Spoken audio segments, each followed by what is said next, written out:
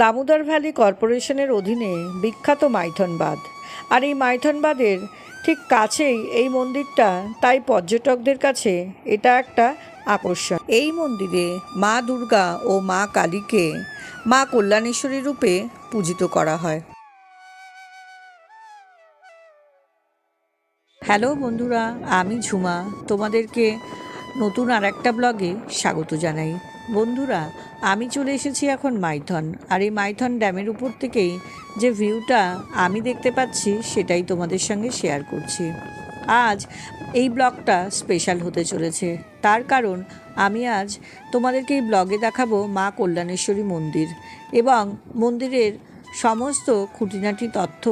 কিভাবে আসবে, কোথায় থাকবে, সমস্তটাই কিন্তু এই ব্লগে পাবে। তাই ব্লগটা শুরু থেকে শেষ পর্যন্ত সঙ্গে থেকো, দেখতে থেকো, স্কিপ করো না।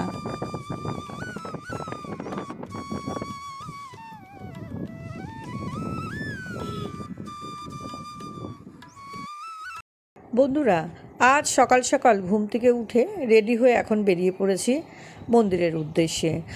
তোমাদেরকে জানিয়ে রাখি, এই যে দূরে যে বিল্ডিংটা দেখছো, এখানেই আমরা উঠেছি। গতকাল প্রায় 3টের সময় আমরা ঢুকেছি।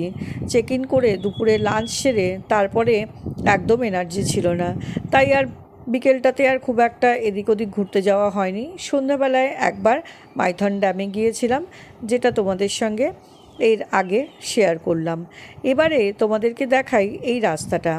এই ট্যুরিস্ট লজ থেকে রাস্তা পর্যন্ত যেতে দুপাশে শুধু গাছ ভর্তি, আর তোমরা যখন এখান থেকে পায়ে হেঁটে যাবে দেখবে নানান রকম পাখির আওয়াজ। তো বন্ধুরা, একদম প্রকৃতির কোলে যদি কখনো থাকতে চাও মাইথনে, তাহলে কিন্তু অবশ্যই এই WBTDCর মুক্তধারা তোমরা আসতেই পারো, থাকতে পারো একদম প্রকৃতির কোলে। আর দূর থেকে এই লজটা, সেটা থেকে ভিউটা দারুণ মাইথনের। এরপর আরও একটা অন্য ব্লগে তোমাদেরকে এই মাইথন ট্যুরিস্ট লজের সম্পূর্ণ রুম ট্যুর করে দেখাবো এবং এই লজটা ঘুরে দেখাবো। এই ডান দিকের রাস্তাটা ধরে সোজা চলে গেলে প্রথমে পড়বে ইউথ হোস্টেল, তারপরে মাইথন ড্যাম, আর এই বাঁ দিকের রাস্তাটা সোজা চলে যাচ্ছে মা কল্যাণেশ্বরী মন্দিরের দিকে। গতকাল আমরা গাড়িতে করে এসেছি, টাইম লেগেছে প্রায় 5.5 ঘন্টা, আর 232 কিলোমিটার মতো পথ। তো বন্ধুরা, তোমরা যদি চাও ট্রেনে করেও আসতে পারো।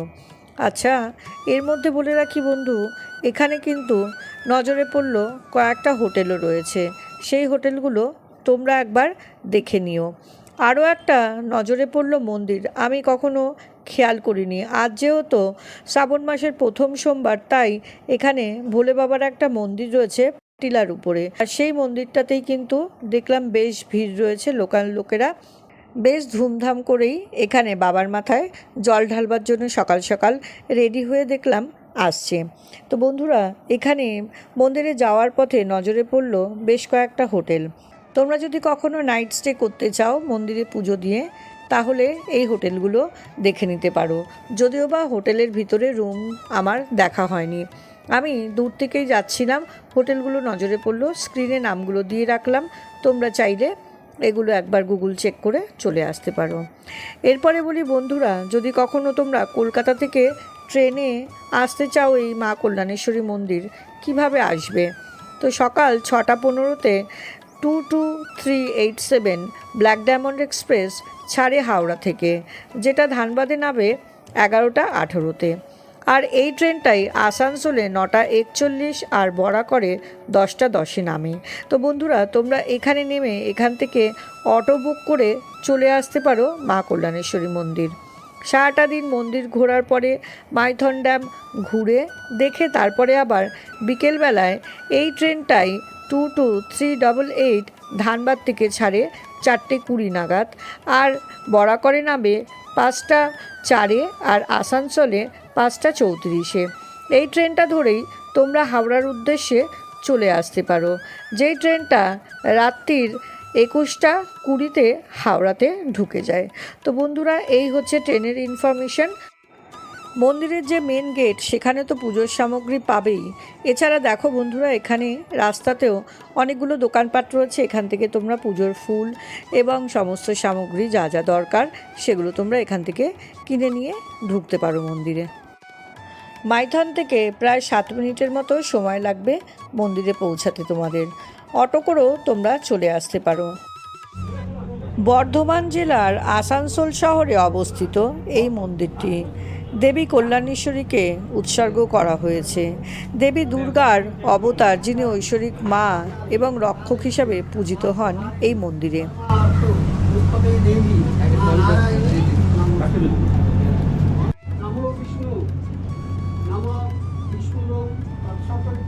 এই মন্দির নিয়ে নানা গল্প কথা আছে। কেউ বলে 1200 বছর, কেউ বলে 500 বছরেরও পুরনো। শক্তি উপাসনার কেন্দ্র। জনশ্রুতি আছে যে দূর অতীতে কল্যাণেশ্বরীতে কখনো মানব বলিও দেওয়া হতো।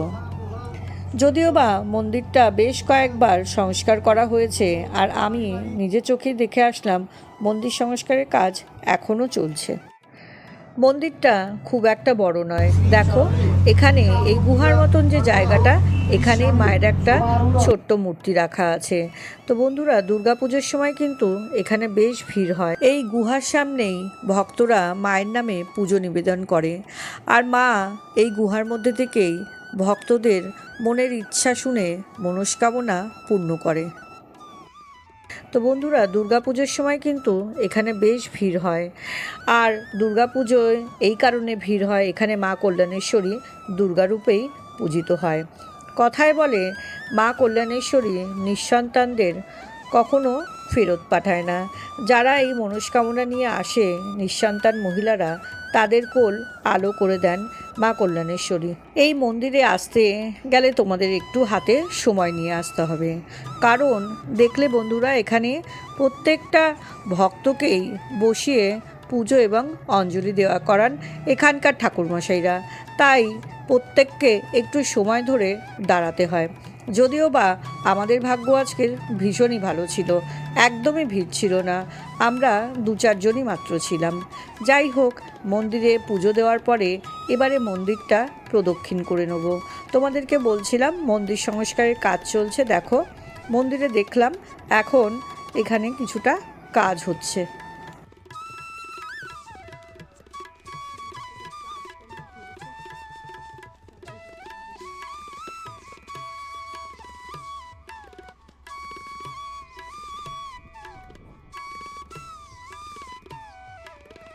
মন্দির প্রদক্ষিণ আমাদের হয়ে গেল। বেশ জোরে বৃষ্টিও নেমে গেছে। দেখো বন্ধুরা, এবারে আজ যেহেতু তোমাদের বললাম শ্রাবণ মাসের প্রথম সোমবার, তাই ভোলে বাবার মাথায় জল ঢালবো। এখানে একটা বড় নিম গাছ রয়েছে। এই নিম গাছটা শুনলাম একটা গাছের ছাল থেকেই নিজ থেকে জন্ম নিয়েছে, আর এই গাছটা আজ বিশাল আকারে রূপ নিয়েছে। এখানেই সবাই মনস্কামনা জানাতে ঢিল বেঁধে যায়।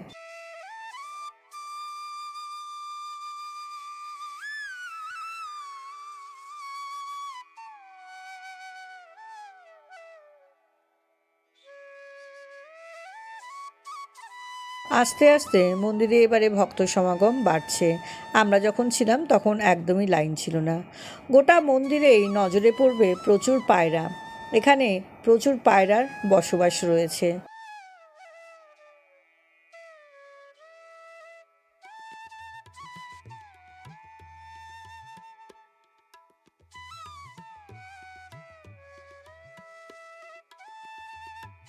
জলঙ্ঘম পরশু মৃগভরা ভির্যস্তং বসনং পদ্মাসিনং মমরবনে ব্যারগতি বিশ্ব বীজং।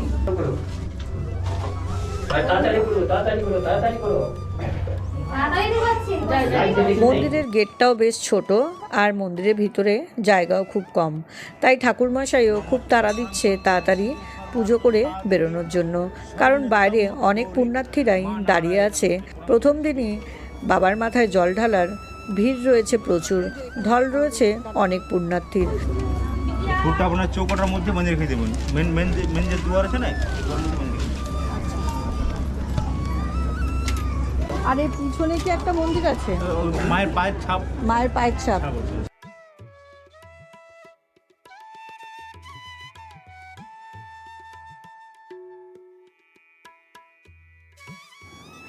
মন্দিরের এই পিছনের অংশটাতে যাওয়ার সময় নজরে পড়ল পুরনো কিছু মূর্তি, যেগুলো এখন প্রায় ধ্বংস। বন্ধুরা, অবশ্যই তোমরা কিন্তু মন্দিরের এই পিছনের অংশটাতে আসবে, কারণ এই মন্দিরের এই জায়গাটা আমার ভীষণই ভালো লাগার একটা জায়গা। আর এটাও বলতে পারি, তোমরা যদি এখানে আসো অবশ্যই তোমাদেরও খুবই ভালো লাগবে। আর এখানে মূল মন্দির ছিল আগে, মেন মন্দিরটা এখানেই ছিল। এই যে দেখো এই ছোট্ট মন্দিরটা, এখানে কিন্তু মায়ের পায়ের ছাপ রয়েছে। এখানে স্পেশালি একটা খুব সুন্দর ঝর্ণা বয়ে চলেছে। যেহেতু বৃষ্টি পড়ছিল তাই আর উপরে উঠতে পারলাম না, এপাশেই তোমাদের দূর থেকে একটু দেখিয়ে দিই। এত সুন্দর জায়গাটা যে এখানটাতে বেশ কিছুক্ষণ বসে তোমাদের মনে হবে সময় কাটাই।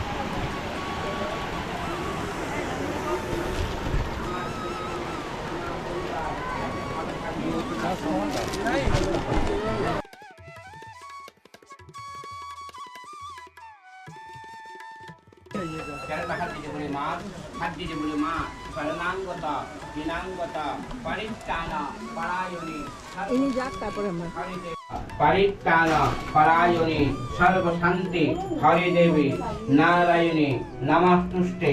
মাগো আশা ভরসা তুমি সবকিছু মা, শান্তি রামা দুঃখ।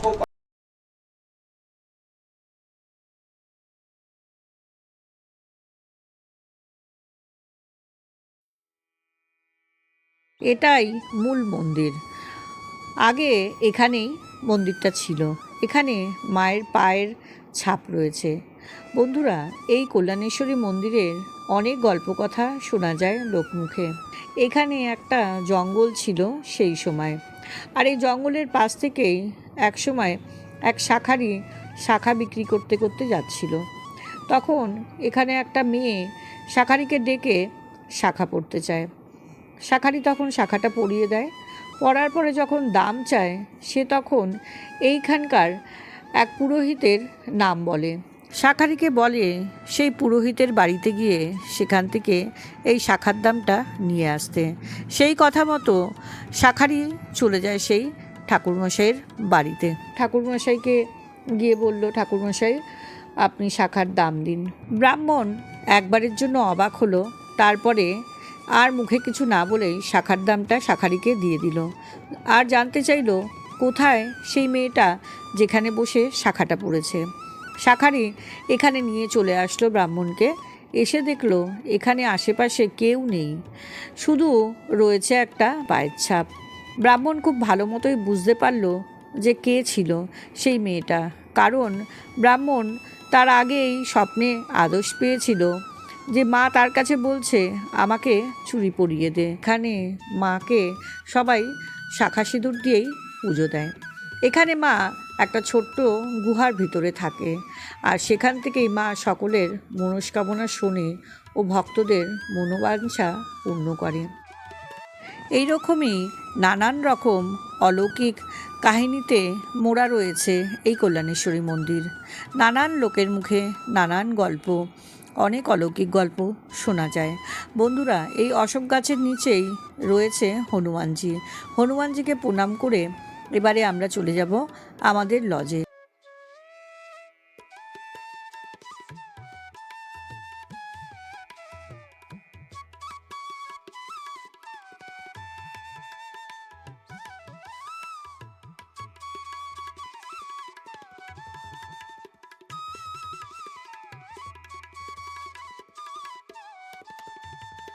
লজে আমাদের ব্রেকফাস্ট রাখা আছে, ব্রেকফাস্টটা করেই বেরিয়ে চলে যাব এবারে কলকাতার উদ্দেশ্যে।